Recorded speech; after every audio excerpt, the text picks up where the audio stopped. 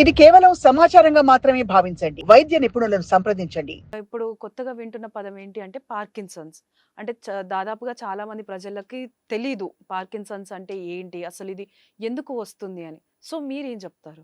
Parkinson's వ్యాధి అనేది మెదడుకు సంబంధించిన డిసీజ్ అండి. అది మెదడులో కదలికకు సంబంధించిన భాగం సరిగ్గా పనిచేయకపోవడం వల్ల వస్తూ ఉంటుంది. సో, ఇది ఈ వ్యాధి ఉన్న వాళ్ళకి చెయ్యి వణకడం గానీ, నడక స్లో అవ్వడం గానీ, మాట స్పష్టంగా రాకపోవడం గానీ, లేకపోతే మాట స్లోగా, సాఫ్ట్‌గా మాట్లాడడం గానీ, బాడీ మూవ్‌మెంట్స్ తక్కువైపోవడం గానీ, ఇలాంటి లక్షణాలన్నీ కనిపిస్తూ ఉంటాయి. సో, ఇలాంటి లక్షణాలు ఎవరికన్నా ఎస్పెషల్లీ ఎల్డర్లీ పీపుల్‌కి వచ్చినప్పుడు మనం ఇది పార్కిన్సన్స్ డిసీజ్ అయి ఉండొచ్చని సస్పెక్ట్ చేయాల్సి ఉంటుంది. సో, సార్ ఈ పార్కిన్సన్స్ అనేది ఏమైనా అంటే లైక్ వేరియస్ టైప్స్ ఏమైనా ఉంటాయా? లేకపోతే ఇది ఇన్ని స్టేజెస్ ఉంటుంది. మనం ఈ స్టేజ్‌లో ఉన్నాము అని చెప్పి ఏమైనా గుర్తించడానికి ఉంటుందా? సో, ఇప్పుడు పార్కిన్సన్స్‌లో మీరు అడిగినట్టు డిఫరెంట్ టైప్స్ ఉన్నాయండి.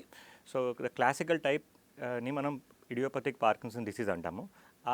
దానికి మనం మనం చెప్పుకున్న లక్షణాలు వణుకు గానీ, నడక స్లో అవ్వడం గానీ, బాడీ కదలికలు స్లో అవ్వడం గానీ, ఇవన్నీ దీంట్లో కనిపిస్తూ ఉంటాయి. సో, ఇడియోపతిక్ పార్కిన్సన్స్ లాగే వేరే కొన్ని డిసీజెస్ కూడా వస్తూ ఉంటాయి. దీని లక్షణాలతో కనిపిస్తూ వేరే కొన్ని లక్షణాలు ఎక్స్ట్రా లక్షణాలు కనిపిస్తూ వేరే డిసీజెస్ కూడా వస్తూ ఉంటాయి. వాటిని మనం ఏటిపికల్ పార్కిన్సనిజం ఆర్ పార్కిన్సన్ ప్లస్ అంటూ ఉంటాం. సో, మనకి ఎవరికన్నా ఈ సిమ్టమ్స్ ఉన్నప్పుడు ఇది పార్కిన్సన్సా లేకపోతే పార్కిన్సన్ ప్లస్ ఆర్ ఏటిపికల్ పార్కిన్సనిజమా అనేది తెలియడం చాలా ఇంపార్టెంట్. ఎందుకంటే వీటి రెండింటికి ట్రీట్మెంట్ వేరేగా ఉంటుంది. సో, ఈ లక్షణాలు ఉన్నప్పుడు న్యూరాలజిస్ట్ని కన్సల్ట్ చేస్తే వాళ్ళు ఎగ్జామిన్ చేసి డిటర్మిన్ చేస్తారు అది పార్కిన్సన్సా లేకపోతే పార్కిన్సన్ ప్లస్సా. మీరు అడిగిన రెండో క్వశ్చన్ దీంట్లో స్టేజెస్ ఉన్నాయా అని. Yes, there are stages. So, దీంట్లో 5 స్టేజెస్ ఉంటాయి. అంటే స్లోగా ప్రోగ్రెస్ అయ్యే డిసీజ్. సో, జనరల్గా ఒక సైడ్ స్టార్ట్ అవుతుంది, తర్వాత మెల్లగా ఇంకొక సైడ్కి పాకుతుంది, దాని తర్వాత మెల్లగా నడక కొంచెం ఎక్కువగా స్లో అవ్వడం. So, it goes through 5 stages అనమాట. ఎస్. ఇప్పుడు ఈ పార్కిన్సన్స్ కను బ్రెయిన్ అనరిజంకి ఏమైనా సంబంధం ఉందా? యాహ్! ఇవి 2 వేరే కండిషన్స్ అండి. బ్రెయిన్ ఎన్యూరిజం అంటే మనకి బ్రెయిన్‌లో ఉండే రక్తనాళాలు ఒక్కొక్క ఏరియాలో డైలేట్ అయి ఉండడం వల్ల సడెన్‌గా రప్చర్ అయ్యే రిస్క్ ఉంటుంది. దానివల్ల బ్లీడింగ్ వచ్చి బ్రెయిన్ స్ట్రోక్ లాగా వచ్చే లక్షణాలు ఎక్కువ కనిపిస్తూ ఉంటాయి. కాకపోతే పార్కిన్సన్స్ అనేది చాలా మెల్లగా వచ్చే కండిషన్. స్లోగా లైట్‌గా ఫస్ట్ లైట్ వణుకుతో స్టార్ట్ అయ్యి, తర్వాత నడక కొంచెం స్లో అవ్వడం, దాని తర్వాత మనకి హ్యాండ్ మూమెంట్స్ సరిగ్గా చేయలేకపోవడం, తన పనులు తను సరిగ్గా చేసుకోలేకపోవడం, ఈ ఈ ఈ విధంగా మనకి పార్కిన్సన్స్‌లో లక్షణాలు కనిపిస్తూ ఉంటాయి. సో, సార్ ఇప్పుడు కొంతమంది కొన్ని డిసీజెస్‌కి కానీ, లేకపోతే కొంచెం జనరల్ మెడిసిన్ అనేది యూజ్ చేస్తూ ఉంటారు. లైక్ షుగర్‌కైనా కానీ, లేకపోతే బీపీకైనా కానీ. సో, ఈ మెడికేషన్ యూజ్ చేయడం వల్ల ఈ మెడిసిన్స్ ద్వారా పార్కిన్సన్స్ వచ్చే అవకాశాలు ఏమైనా ఉన్నాయా? కొన్ని మెడిసిన్స్ వల్ల పార్కిన్సన్స్ లాంటి లక్షణాలు వచ్చే ఛాన్సెస్ ఉన్నాయి.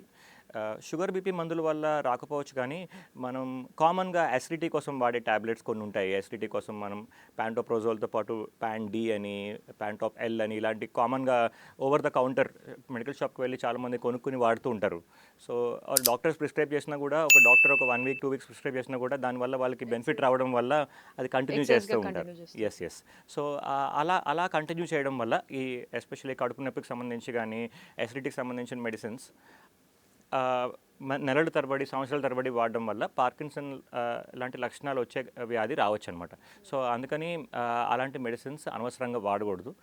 రెండోది కొన్ని మానసిక వ్యాధికి వాడే మందులు కూడా, మానసిక వ్యాధికి రెగ్యులర్గా ప్రిస్క్రైబ్ చేసే మందులు కూడా ఎక్కువ సంవత్సరాలు వాడినప్పుడు పార్కిన్సన్స్ లాంటి లక్షణాలు వచ్చే రిస్క్ ఉంటుంది. సో, సార్ ఈ పార్కిన్సన్స్ అనేది బేసిక్‌గా ఏ ఏజ్ గ్రూప్ వాళ్ళకి వస్తుంటుంది? సో, పార్కిన్సన్స్ అనేది కామన్‌గా వచ్చే ఏజ్ గ్రూప్ అయితే మాత్రం ఎల్డర్లీ ఏజ్ గ్రూప్. అంటే మనకి 60 ఏళ్ల వయసు పైబడిన వాళ్ళకి పార్కిన్సన్స్ అనేది సాధారణంగా వస్తూ ఉంటుంది. అది ఏజ్ పెద్దదయ్యే కొద్దీ వచ్చే ఛాన్సెస్ ఇంకా పెరుగుతూ ఉంటాయి. కాకపోతే ఒక 10% ఆఫ్ ద డిసీజ్ పాపులేషన్ 10% మందికి చిన్న వయసులోనే రావచ్చు. ఎస్పెషల్లీ 40 ఇయర్స్ తర్వాతే స్టార్ట్ అవ్వచ్చు. అలా వచ్చినప్పుడు దీన్ని యంగ్ ఆన్సెట్ పార్కిన్సన్స్ డిసీజ్ అంటామన్నమాట. సో, అది 40 ఇయర్స్ అప్పుడు స్టార్ట్ అవుతూ ఉంటుంది యూజువల్గా. వెరీ రేర్లీ లెస్ దెన్ 1% కేసెస్లో జెనెటిక్ రీజన్స్ ఉన్నప్పుడు ఈవెన్ 20స్‌లో 30స్‌లో కూడా ఇది రావచ్చు.